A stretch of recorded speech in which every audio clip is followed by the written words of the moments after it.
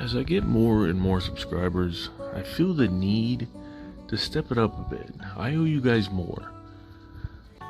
The video's playing now. You notice there's no bars at the top and bottom of the screen. I have learned how to adjust the resolution on these.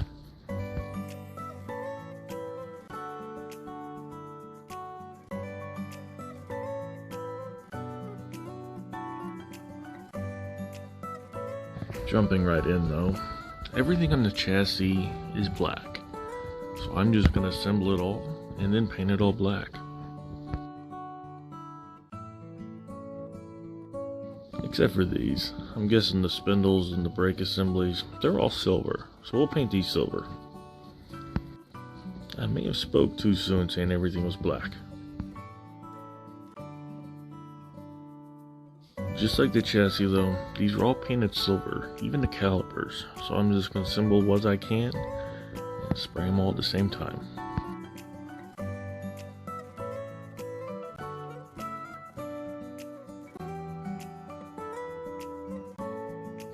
No, this isn't a repeat of the same video. It's me doing all of them. I realize now that it doesn't look that cool.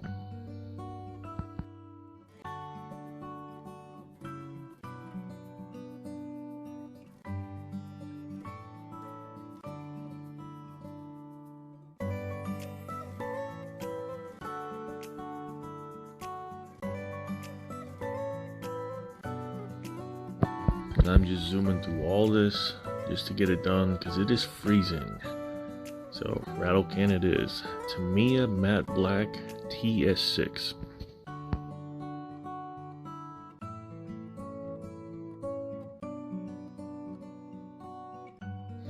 I don't remember offhand, but this I believe is TS17 bright polished. It's one of the aluminiums. I don't remember.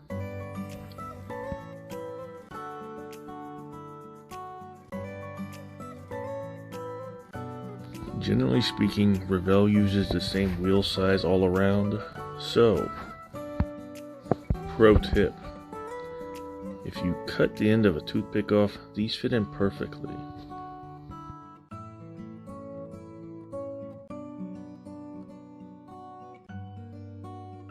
And in all my reference photos, the control arms, they're always kind of a shinier gloss black.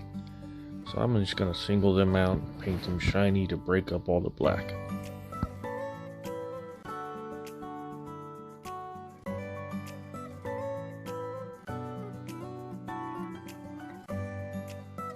You can't really tell, but they've all been painted. Now there are a few bits that are painted aluminium, namely the shocks and this weird canister thing on the chassis.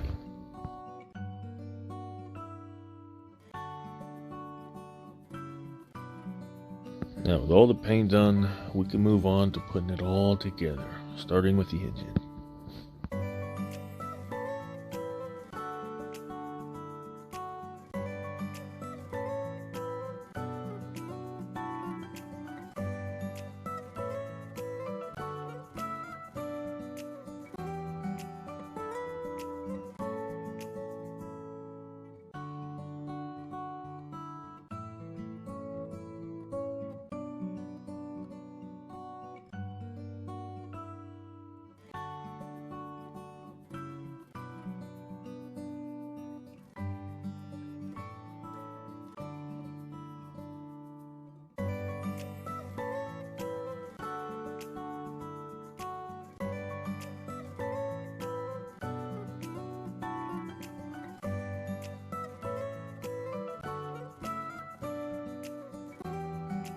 Now if you're like me and you got a few layers of paint on everything, just clean up the holes where all the spindles and everything fits in. It just makes assembly go a little bit easier. It's also kind of helpful if you want your wheels to turn.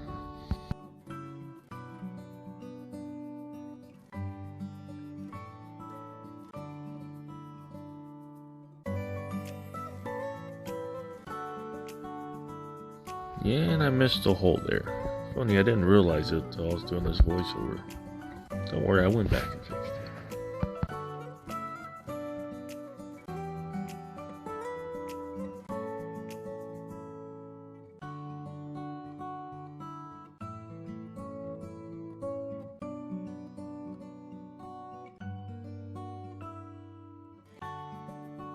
I really thought I was going to have a bigger headache with these, being that they had to be installed after everything was mostly assembled.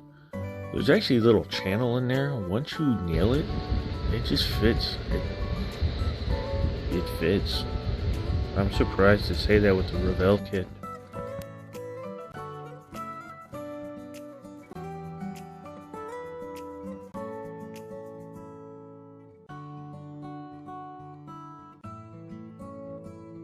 And everything up front just pops into place.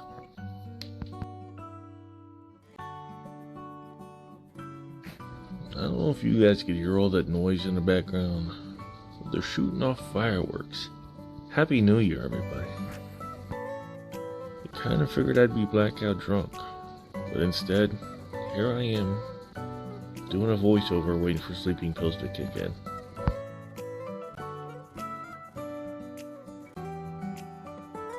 Now, most pieces I will test fit just to kind of give it a dry run before I record it to make everything look easy. The linkage that hooks the two spindles together so both wheels turn in unison was so easy to install that I didn't even bother recording it. It literally just drops in from the top.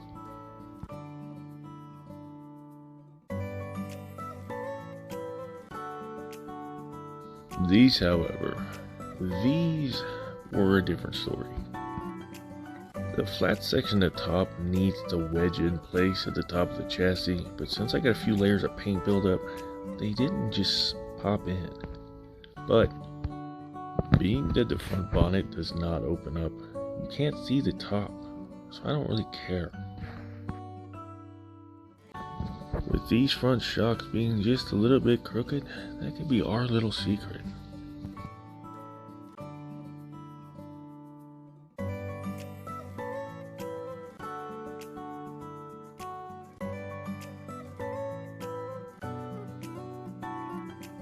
If you install your headers right, this piece will just pop into place and line up exactly where it needs to go.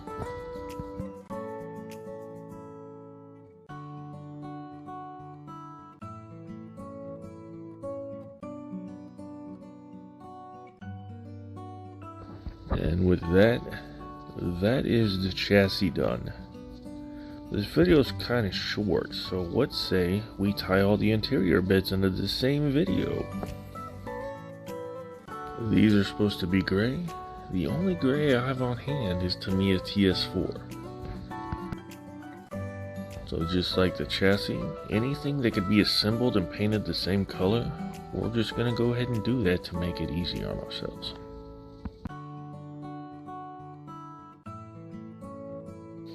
And you guys may notice that black poster board in my paint booth.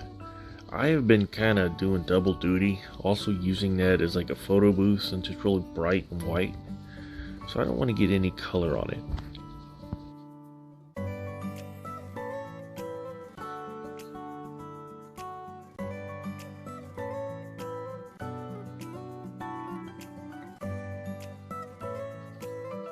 And it's still cold, so I'm using rattle cans to speed everything up.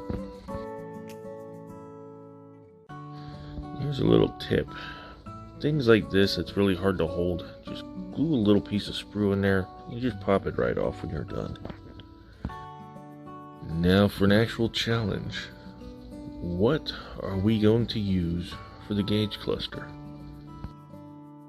Decisions.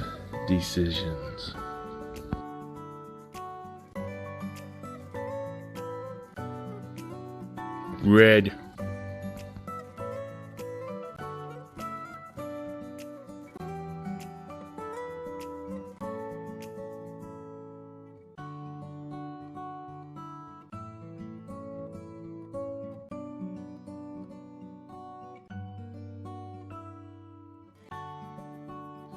Splat.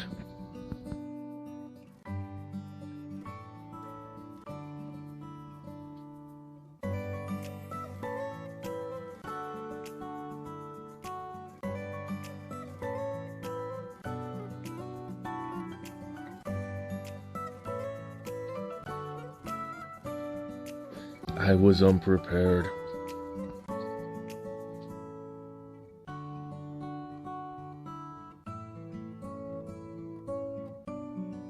It's funny to watch me struggle with this because the heater kept blowing that little decal all around and it was not fun.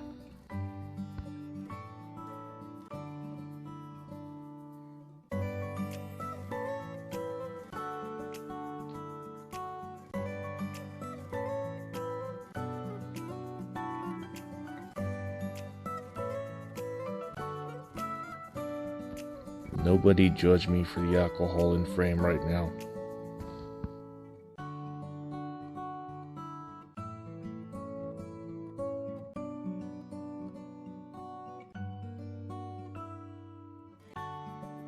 Those of you who've been following me on my modeling adventures since the days of Instagram and before all this, you know that I hate these. These decals are not realistic and look absolutely nothing like seatbelts. But hey, why not? So much else has gone wrong with this kit, so let's just give it a try, see how it turns out.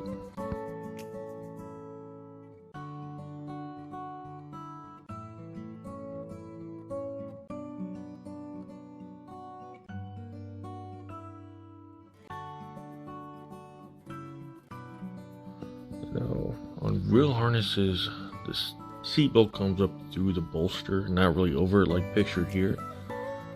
So I'm just going to cut that off and get rid of it.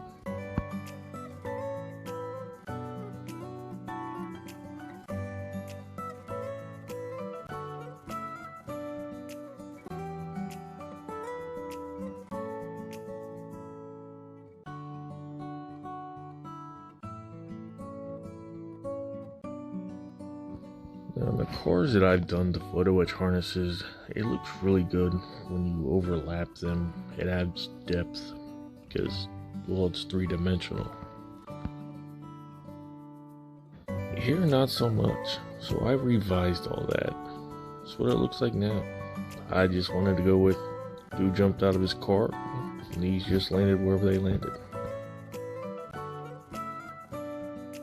You saw me wipe off the brush there. I just want it barely damp, because if you get the decals too wet, you'll float them.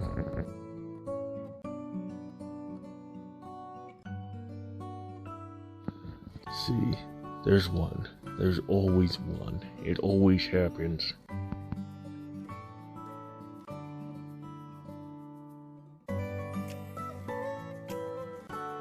The instructions say to paint this little bit here silver and all the buttons a little different color. If you look at the real car, it is a piece of metal literally riveted in. Sometimes it's not even riveted in straight. It's terrible. But they are always black, as are most of the buttons, so black. I should also mention the shifter is supposed to be a part of that panel. Where it's at here is in the wrong spot.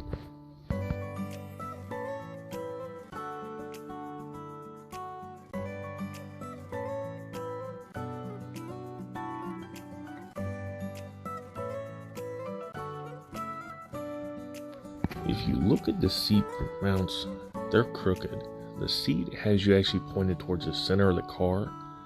That, much like in the Lamborghini Murcielago, there's not much pedal room, so they have everything kind of pointed towards the center of the car.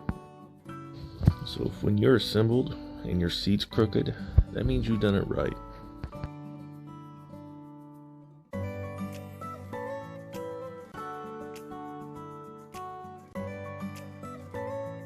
And this is another one of them spots where you want to use a slow setting glue, give you time to position that steering wheel.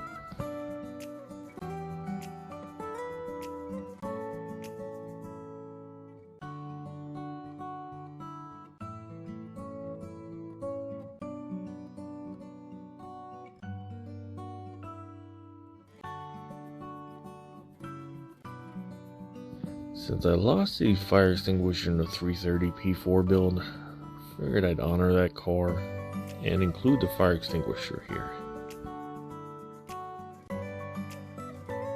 It goes on that little bitty peg right there, and this would have been a lot easier to install before the dashboard, but I have a habit of not always reading instructions.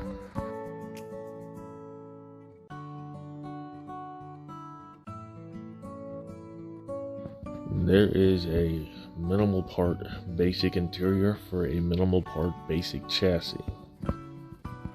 And that wraps up this video. I want to thank you again for watching. Don't forget why we're here. Build models. You know someone who likes to build, share this with them.